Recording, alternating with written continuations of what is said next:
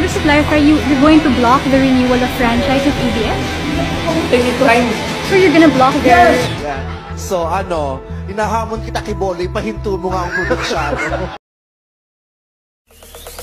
Zombie Apocalypse.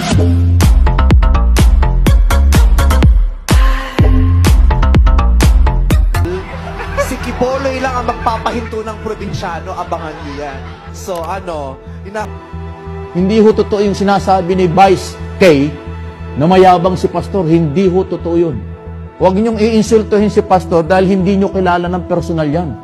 Hindi niyo nakikita yan. Hindi niyo ho siguro nakatabi kahit minsan. Paano mo sasabihin mayabang yung mukha? Napakabait. Appointed son of God talaga yan.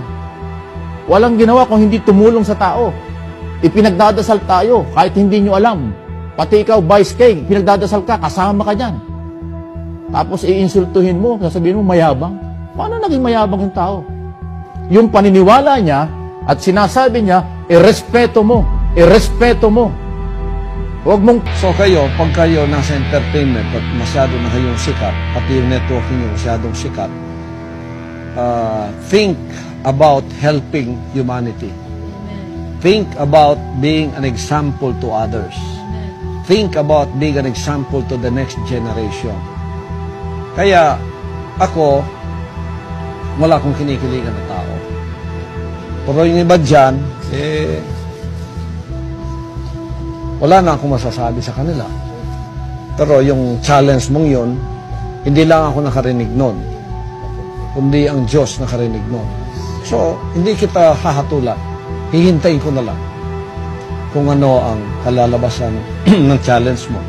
Sabi, pahintuin si probinsyano. O, wala naman akong pakialam doon sa probinsyano yun kung ano. Pero, dahil sinyales mo, hindi ako magsasalita. But the challenge is accepted. Pero hindi ako magsasalita. Hintayin ko na lang. Kailan mo ba gustong mapa-stop ang probinsyano? Ikaw, kung pili ka, kailan mo gustong i-stop? 1 buwan, 2 buwan, 3 buwan, 4 na buwan? Ikaw, pili ka. Baka sa 4 na buwan, hindi lang yung probinsyano may stop. ABS-CBN franchise renewal. Maaprubahan pa nga ba? Matapos na kasi ang license to broadcast ng network. And lashed out at the network and threatened not to renew its franchise. At hindi na dapat na maiparenew pa ang franchise ng ABS-CBN. I will file complaint.